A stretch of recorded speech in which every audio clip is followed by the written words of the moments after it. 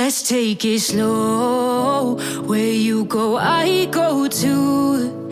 And if you hit the bottom, I'm going down with you. Let's take it slow. Who cares where we gotta be? You know you'll have a good time wherever you're with me. Let's take it. Hi guys, first let's take a div and let's give it a class called slider. Okay, simple. Now let's go to CSS.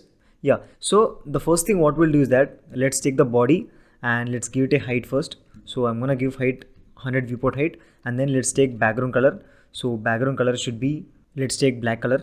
Okay, simple. And let's apply display flex actually, and let's write justify content center, and let's write align items center. Okay, simple.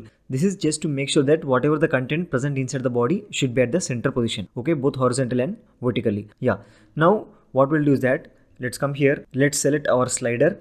So let's write slider, and now first thing what we'll do is that let's give it a width that should be 800 pixel. Okay, simple. And after that let's give it a height, and height should be maybe, let's give 350 pixel. Yeah, now let's write background image. Okay, this is very important property guys. Let's write background image and let's write URL, and here let's take p1.jpg. okay, and just to show you, here I have all 4 images. I will provide all these things in the description, you can take them. Okay, so let me close this one.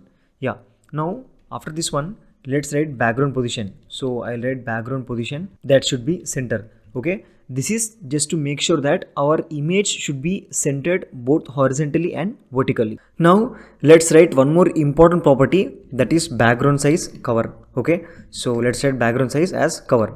Okay, and guys, what this property will do is that it will scale or crop our image such that our image should fill the entire container. It will maintain the image aspect ratio. Along with that, it will maintain the quality. It will preserve the image quality, nothing but it will not break or distort the image. And in the right side you can see guys, already our image is in the correct position. Okay, now let's take one more property, and that is background repeat. Okay, background repeat, and let's write no repeat.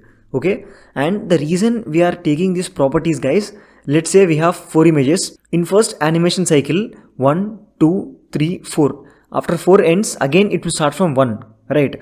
So when these 1, 2, 3, 4 are coming, I don't want 2 to appear twice or 3 to appear twice in one first animation cycle, and this will make sure that no image will be repeated. Okay, simple. Now let's come here, let's write animation, and let's give it a name called slide, and let's give it 20 second, and let's give it infinite. Okay, so I'm giving animation name as slide and duration 20 second, and it should be infinite. Okay, simple. And now let's take transition. So I'll write transition, and let's take all, and let's write 0.5 seconds and ease. Okay, this is to ensure smoothness when the images are changing in the slide. You can see guys, our slider is in center position and it is looking really good. So let me minimize this one. Yeah, now what we're gonna do is that let's take keyframes and let's give it a name called slide, because that is what we have taken, right? Animation slide. Yeah, here let's take 25%, and let me copy this one. Okay, I'll just copy this one and let me paste it here. Okay, simple. And here let me take P2. Okay, awesome. And now I'll copy this one, I'll paste it here like this. Okay, now let me make it to 50%, and let's change it to 75%, and let's change it to 100%. Okay, simple. Let's put it to P3, and let's put it to P4, and again let's put it back to P1. Okay, simple. So guys, let me take 1 minute to explain what is happening here. We have given animation slide duration as 20 seconds, right? So what will happen is that first P1 image will stay. After 5 seconds, slowly P2 image will start, and after 5 seconds again P3 will come. After 5 seconds again P4, and then again it will go back to P1. So 20 seconds divided by these 4 images, each image will stay for 5 seconds, and again the animation cycle will keep on continuing. Okay, so let me refresh this one. Let me expand this one.